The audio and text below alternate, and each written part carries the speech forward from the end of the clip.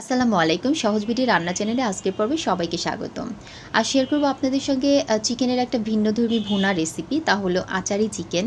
নামটা শোনার সঙ্গে সঙ্গে নিশ্চয়ই আপনারা মনে করছেন আচার দিয়ে কিছু একটা। না, আচার দিয়ে কিছু না, কিন্তু আচারের মশলা এবং আচার যেভাবে করা হয় সেইভাবেই চিকেনটা রান্না করা হবে। এজন্য চিকেনটাকে আচারি চিকেন বলা হয়। এই চিকেনটা আপনারা রুটি, পরোটা এবং গরম ভাতের সঙ্গে খেতে পারেন। খুবই অসাধারণ একটা রেসিপি, ডিফারেন্ট একটা টেস্ট আশা করি আপনাদের সবার ভালো লাগবে।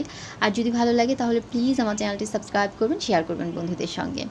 এর জন্য আমি প্রথমে 1 কেজি পরিমাণ চিকেন নিয়েছি। এটাকে আমি রেগুলার সাইজের থেকে একটু বড় করে কেটেছি। রেগুলার সাইজের থেকে দেখতেই পাচ্ছেন কেমন, খুব বেশি বড় না, সামান্য একটু বড় করে নিয়েছি।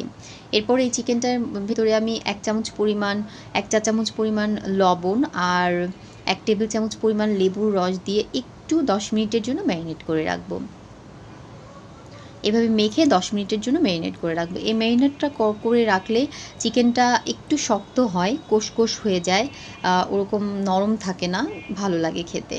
এরপরে অন্য একটি ফ্রাই প্যানে আমি প্রথমে সরিষার তেল দিয়ে দিয়েছি 4 টেবিল চামচ পরিমাণ।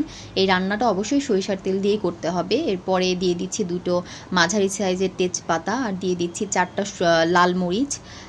আর যে মশলাটা বিশেষ করে দিতে হবে সেটা হচ্ছে 5 ফোড়ন, যেটা আপনারা ডালে ইউজ করেন।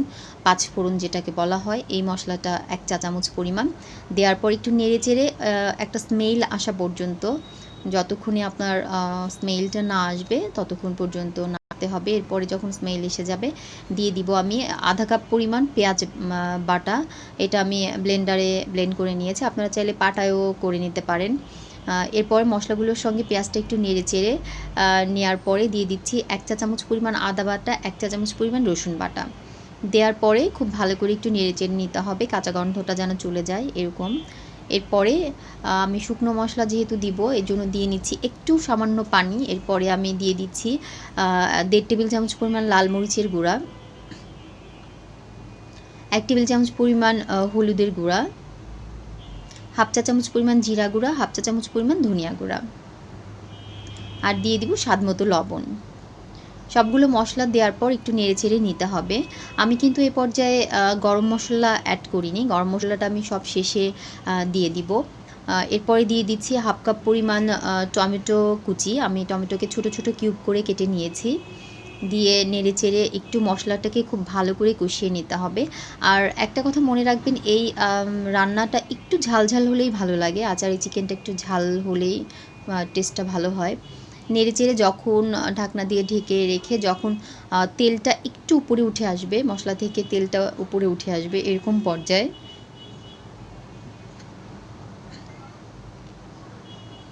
এরপরে দিয়ে দিব যে ম্যারিনেট করে রাখা চিকেন, ওই চিকেনগুলো দিয়ে দিতে হবে। দিয়ে একটু নেড়েচেড়ে নিতে হবে। এখানে কিন্তু কোনো পানি অ্যাড করা যাবে না, চিকেন থেকেই পানি বের হবে। মশলার সঙ্গে চিকেনটা একটু ভালো করে নেড়েচেড়ে মিশিয়ে দিয়ে ঢাকনা দিয়ে ঢেকে মিডিয়াম হিটে 5 মিনিট রান্না করতে হবে। 5 মিনিট পরে আমি ঢাকনা খুলে দেখছি চিকেন থেকে কিছুটা পানি বের হয়েছে। আমি কিন্তু এখানে কোনো পানি অ্যাড করিনি, এমনি চিকেন থেকে যে পানিটা বের হবে এই পানিতেই চিকেনটা সিদ্ধ হয়ে যাবে। কারণ ব্রয়লার মুরগির আপনার খুব বেশি সময় সিদ্ধ হওয়ার জন্য খুব বেশি সময় লাগে না, আর পানিও তো প্রয়োজন হয় না। আমি ঢেকে দিয়ে আরও 2 মিনিট রান্না করব।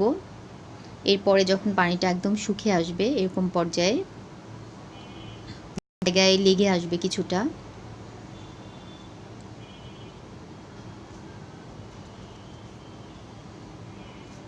এই পর্যায়ে আমি দিয়ে দিব 1 টেবিল চামচ পরিমাণ গরম মশলা পাউডার, যেটা আমি শেষে দিতে চেয়েছিলাম। প্রথমে মশলাটা দিলে স্মেলটা ভালো আসে না, এই জন্য আমি একদম শেষে দিয়ে দিব, যেন স্মেলটা খুব সুন্দরভাবে মাংসের গায়ে লেগে যায়। এই জন্য এভাবে দিয়ে একটু নেড়েচেড়ে নিব। নেড়েচেড়ে নেওয়ার পর একদম সব শেষে দিয়ে দিব 5-6টা কাঁচামরিচ, আর দিয়ে দিব কিছু আদা জুলিয়াম কাট করে কেটে নিয়েছি এরকম। এরপরে আবার নেড়েচেড়ে দিতে হবে ভালো করে। এই তো রেডি হয়ে গেল আমার আচারি চিকেন। এটার ভেতরে আচার না থাকলেও আচার যে প্রসেসে করা হয় ঠিক সেই প্রসেসে এই চিকেনটা রান্না করা হয়েছে। আপনারা অবশ্যই ট্রাই করে দেখবেন, আশা করি ভালো লাগবে, নিরাশ হবেন না। অ্যান্ড এরপরে আমি সার্ভিং প্লেটে উঠিয়ে নিচ্ছি। আপনারা দেখতেই পাচ্ছেন দেখতে যেমন সুন্দর হয়েছে, খেতে তার থেকে বেশি ভালো। অবশ্যই ট্রাই করে দেখবেন, আশা করি ভালো লাগবে। আর ভালো লাগলে শেয়ার করবেন বন্ধুদের সঙ্গে। ধন্যবাদ সবাইকে।